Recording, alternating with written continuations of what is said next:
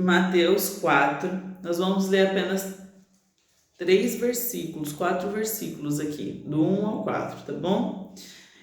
E o título é A Tentação de Jesus. Então Jesus foi levado pelo Espírito ao deserto para ser tentado pelo diabo. Depois de jejuar 40 dias e 40 noites, teve fome.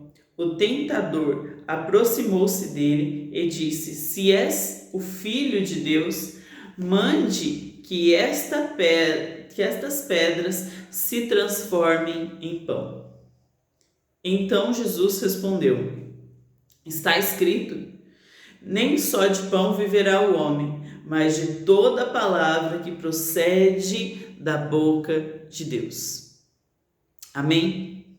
Então, o contexto é o seguinte: Jesus estava se preparando para iniciar o seu ministério.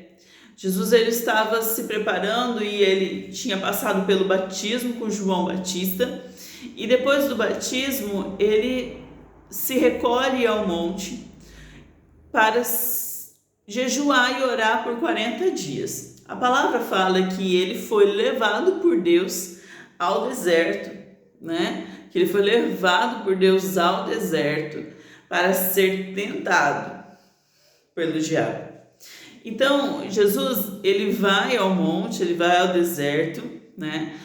Para jejuar e para orar esses 40 dias, para se fortalecer para uma caminhada que ele ia ter, né? De milagres, para se fortalecer por tudo aquilo que Jesus passou, né? Durante 3 anos.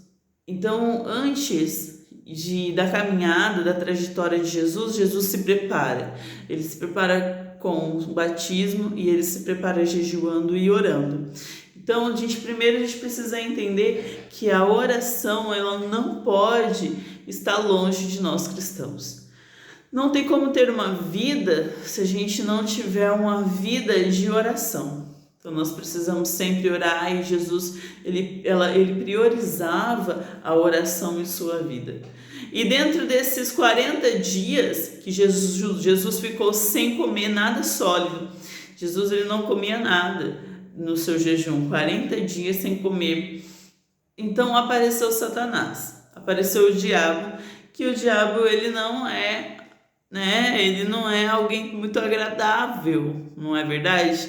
Ele não brinca com as nossas vidas. Então muitas vezes ele realmente aparece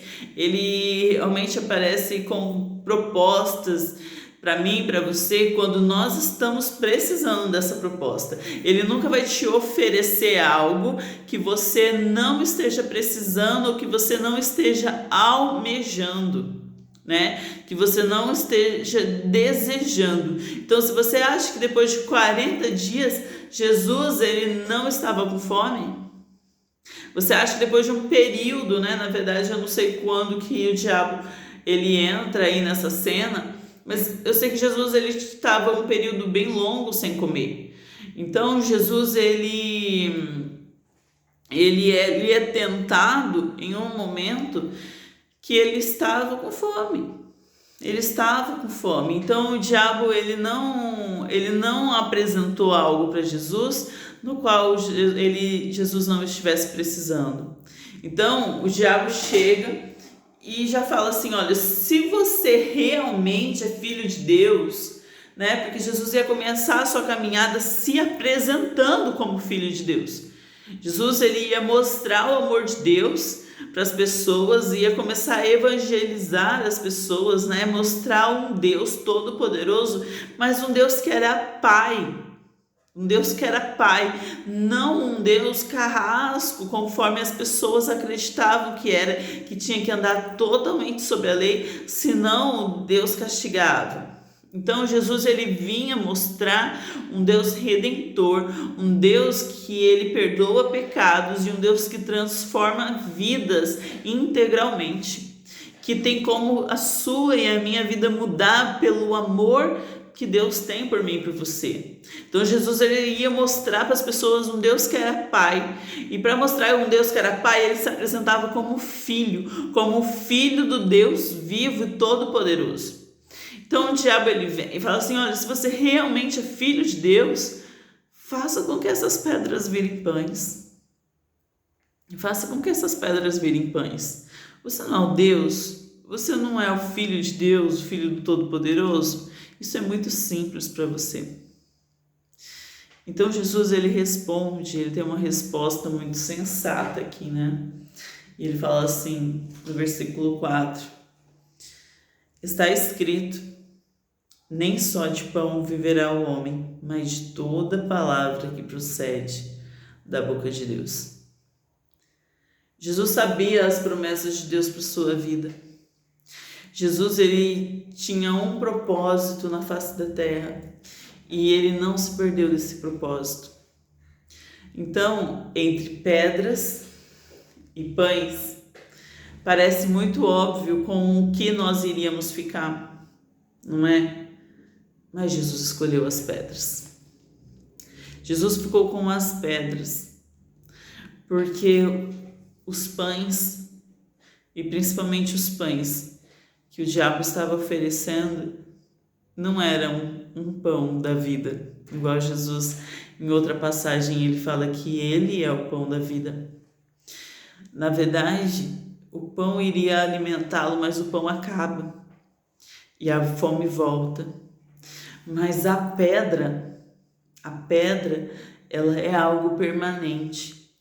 A pedra, ela é algo que, se você colocar essa pedra neste lugar hoje, se você voltar daqui a alguns anos, essa pedra, se ela não foi removida dali, ela vai continuar do mesmo formato.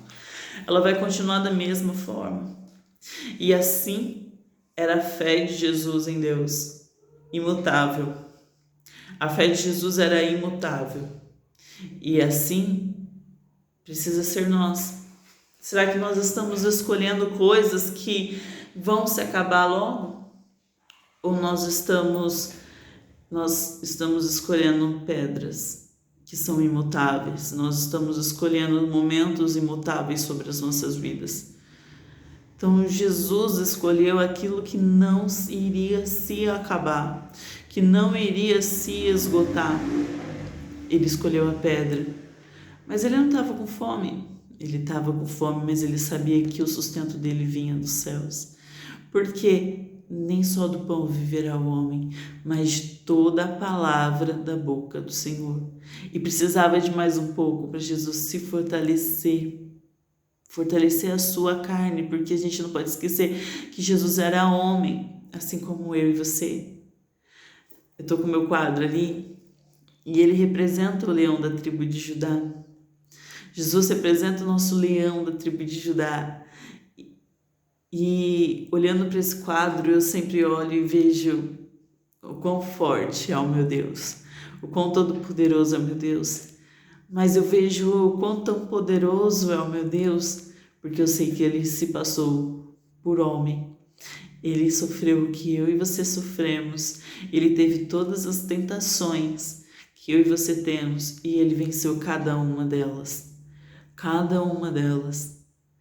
Entre o pão e a pedra, Jesus fica com a pedra, porque maior é aquele que está em nós do que o que está no mundo. E como nós devemos vencer as tentações do inimigo? E às vezes hoje as tentações não são um prato de comida ou um pão. Na verdade, às vezes as tentações, meio a todo esse caos que nós estamos vivendo, nós ligamos a TV essa semana, a gente teve mais uma instabilidade no nosso governo e a gente fala: Senhor, o que vai ser de nós, não é? Nós não temos nem governantes direito e a gente fica preocupado. E às vezes as tentações são quando nós deixamos com que essas preocupações tomem conta do nosso coração. Às vezes essas tentações são quando nós nos entregamos a essas preocupações e deixamos a nossa pedra fundamental de lado. Deixamos aquele que nos prometeu que estaria conosco em todas as situações. Aquele que nos prometeu que nós Mesmo em tantas dificuldades, nós seríamos mais do que vencedores em Cristo Jesus de lado. E nós precisamos nos retomar nossas vidas nessa noite. Nós precisamos segurar as rédeas das nossas vidas, entregar essas rédeas para Deus e não para o mundo, não para as circunstâncias, não é? Não para as preocupações. Não estou falando para a gente não se preocupar em relação a nos cuidar. Nós somos templos do Espírito Santo e nós precisamos nos cuidar. Mas creia somente que o Senhor Deus Todo-Poderoso está comigo, está com você. Não deixe que as tentações da vida te afaste deste Deus. Não deixe que as tentações da vida, que as tentações acabem te desviando do caminho. E eu gostaria de ler Romanos 12. Romanos 12 nos ensina como vencer esses momentos difíceis. Romanos capítulo 12, versículo 12 diz assim: Alegre-se na esperança, tenha sempre esperança que o melhor virá. Se você passa por momentos difíceis, creia que o melhor está por vir. Creia que o melhor sobre a sua vida está por vir. Que o Senhor vai colocar na sua mente aquilo que você precisa fazer para mudar de vida, para mudar as coisas da sua vida. Se alegre na esperança de que o Senhor está contigo. Segunda coisa que Paulo fala aqui é: sejam pacientes na tribulação. Se passam por um momento de tribulação, sejam pacientes. Sejam pacientes, porque vai passar. A gente está escutando falar isso um monte na TV, em todos os lugares, falando assim: calma, vai passar, logo nós estaremos juntos.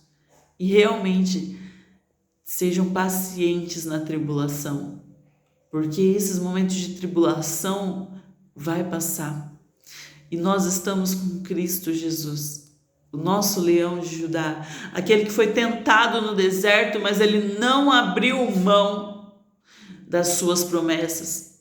Ele não abriu mão daquilo que Deus falava para ele. Ele não abriu mão da sua promessa de viver uma vida no qual iria libertar, restaurar vidas e que ele ia mostrar o amor de Deus Pai, Deus vivo para a humanidade. E depois fala assim: sejam perseverantes na oração. Quantas vezes eu e você desistimos de orar ou nos acomodamos, não é? Mas aqui a palavra fala para nós perseverar na oração. Jesus continuou o seu jejum e a sua oração e não abriu mão. Por mais que as tentações do diabo fossem boas tentações, ele não abriu mão. Ele continuou o seu jejum e a sua oração. Nós precisamos continuar na oração. Nós precisamos continuar orando, porque o mundo, ele nos leva a um comodismo, no qual a gente acaba não lembrando de orar e não tendo força de orar. Mas aqui Paulo, ele nos ensina: alegre-se na esperança, né? Alegre-se na esperança, sejam pacientes na tribulação e perseverantes na oração. Nós precisamos perseverar na oração, porque se a gente não perseverar na oração, não tem como ter alegria e não tem como ter paciência na tribulação. Então, diante de todas essas coisas, eu convido você para continuar orando, para ter força de colocar o joelho no chão todas as vezes que você for deitar ou que você for levantar, mas ter momentos de oração, ter momentos de intimidade com o seu Deus, porque Ele está com saudade de mim, de você. E Ele não faz quarentena de nós, Ele não está distante de nós, mas Ele é um Deus presente, de forma presente nas nossas vidas. Ele não é um Deus distante. Só que nós precisamos orar e nós precisamos buscar. Busque o seu Deus, busque o Senhor. Ele está com saudade de você.